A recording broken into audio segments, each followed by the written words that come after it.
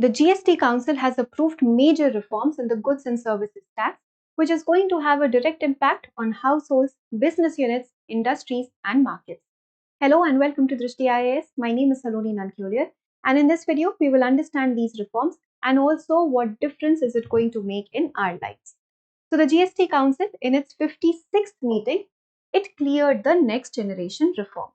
These next generation reforms were already announced by our Prime Minister in his Independence Day speech this year as a part of his Deepavali gift. And these reforms, they talked about restructuring the GST slab structure. So these reforms, they were proposed by the union, then they went to the GST Council, because GST Council is the final decision-making body when it comes to taking decisions on GST, and it has representation from both the states, the center, as well as the UT with legislature. So the union proposed it, and now the states and the UTs with legislature have also come on board with it, and the GST Council has finally cleared the next generation reforms. And these reforms will be implemented from 22nd of September. Now, what are these reforms? So these reforms talk about restructuring the GST slab structure. Earlier, we used to have 4 slabs under GST, 4 tax slabs under GST, and now we are going to move away from the 4 tax slabs to only 2 tax slabs. So there were 4, which were 5, 12, 18, and 28. And now we have only 2 tax slabs.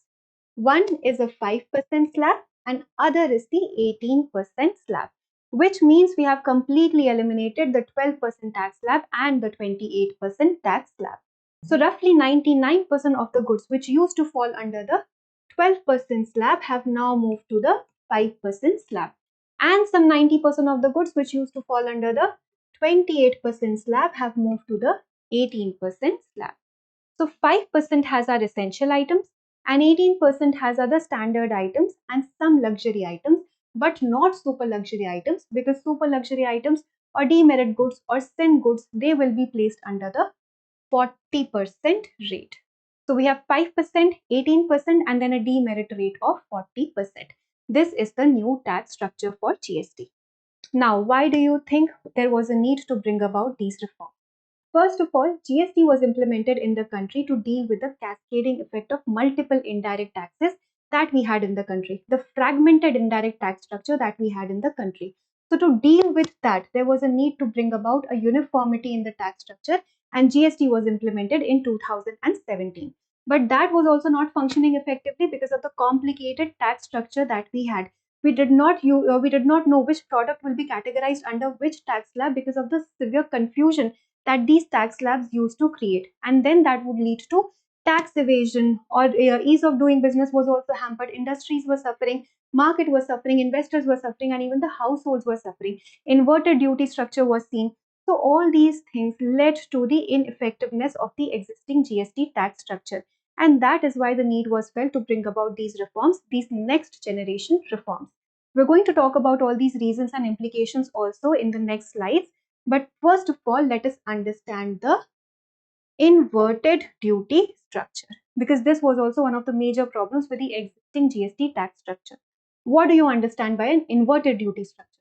Inverted duty structure means that you will be paying higher taxes on input or raw materials, higher taxes on your raw materials and lower taxes on the final output.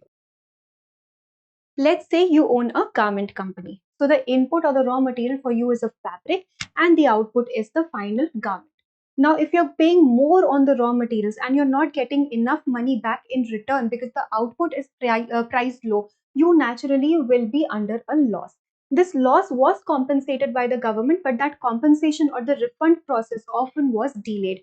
So because of that, there were chances that the products were placed higher, they were priced higher, because to deal with the loss that these companies were making. So this inverted duty structure, this was hampering the ease of doing business for our industries and business units, because they were paying higher tax on the input and lower tax was coming to them as a part of the final product. So to deal with this thing also, GST reforms came into picture, where inverted duty structure problem has been dealt away with, either by reducing the taxes here. In some cases, the taxes here have been reduced, and in some cases the taxes here have been increased. So the inverted duty structure problem has also been done away with.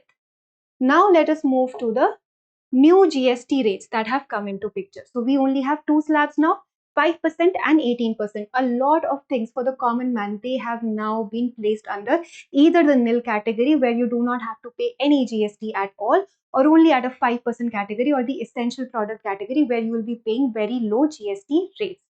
So our daily essentials have come down from 18% to 5%, like your hair oil, soap bar, shampoo, toothpaste, they have now come to a 5%.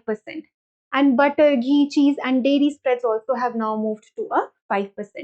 Healthcare industry has also benefited a lot because our life insurance, term insurance, life insurance, health insurance, that has now moved to nil. So now you will not have to pay any GST on your term life insurance, on your health insurance.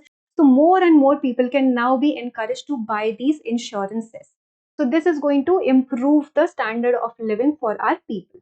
Then spectacles have also been moved to a 5% rate. Education service is also going to benefit because maps, charts and globes have also now moved to nil, and books and notebooks have also moved to a nil category. Agriculture is also benefiting because tractors have also now moved to a 5% category, and drip irrigation and sprinklers have also been reduced from 12% to 5%. In fact, fertilizers have also come down. So the inverted duty structure there also in agriculture, where the fertilizers were, because of fertilizers, we are paying more taxes on fertilizers. That has also now come down. So the duty structure there has also been resolved. And automobile sector has also benefited a lot because the small cars and bikes will now have an 18% GST instead of the 28% GST, and the electric vehicles will remain unchanged at 5%. And our electronic appliances like ACs and TVs, they have also moved to a 18% category. So AC, TV, fridge, etc. will also now be placed under an 18% category instead of the 28% category. Again, the standard of living for people is going to increase. It is going to improve because now more and more people will be able to afford these appliances. They'll be able to afford these AC, TV, fridge and refrigerators. So these are the things that are benefiting. These are all the sectors that are benefiting. So basically, the common man is going to benefit a lot. Our farmers are also going to benefit. The market is going to benefit.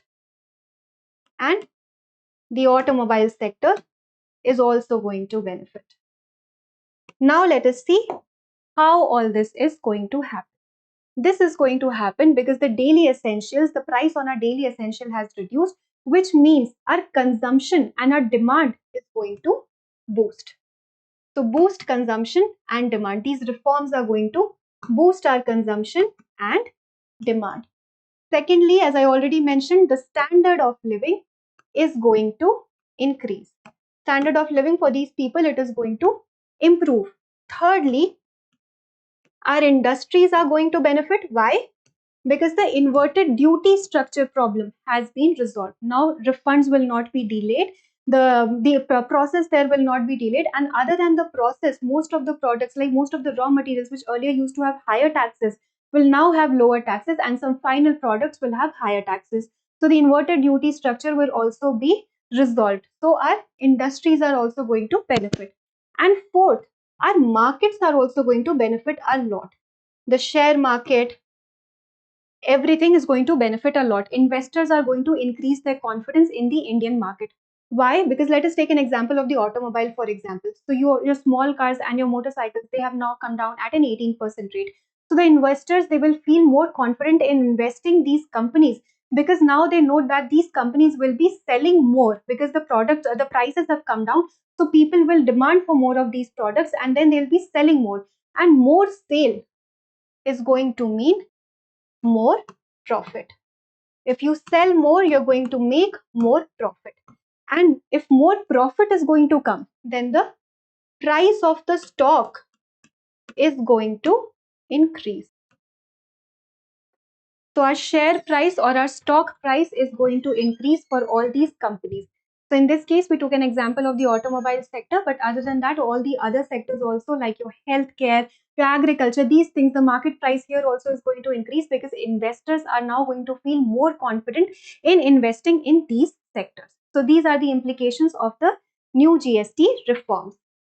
Now let us talk about the GST Council as a part of our static revision, because the GST Council is the decision-making body when it comes to taking decisions about the GST. So this council, it has representation from the union plus the states plus the UT with legislature. What is the article? 279A of the Constitution. The chairperson is Union Finance Minister. And how are decisions taken in this? So the decisions, they are taken by a 75% majority. In order for any reform to be passed, there needs to be a 75% majority. Out of this 75% majority, center has 1/3 of the votes, and the states, they have 2/3 of the votes. So this is what? Roughly 33%, and this is roughly 66%. So now you know that the center alone cannot pass any reform because the majority needed is 75%. Center only has 33% of the votes. So center needs to take the states and the UT with legislature in confidence in order to pass any reform. That is why we'll be able to ensure uniformity and collaboration throughout the country, because we know that the state and the center both are in tandem with each other, both are working in collaboration with each other. And this is a classic example that we saw in passing of these next generation reforms also, which is a great thing for the common man. So that was all for today's video. I hope you enjoyed the discussion. Now let us practice a question for prelims. With reference to the recent changes in the goods and services tax structure in India, consider the following statements. 1. The GST Council has replaced the earlier 4-tier GST structure with a 2-tier system of 5% and 18%. 2. A special 30% GST rate has been introduced for luxury and sin goods. 3. Individual life and health insurance premiums have been exempted from GST. Select the correct answer. 1 and 2 only, 2 and 3 only, 1 and 3 only, or all of the above. Please provide your answers in the comment section and we will meet in the next video.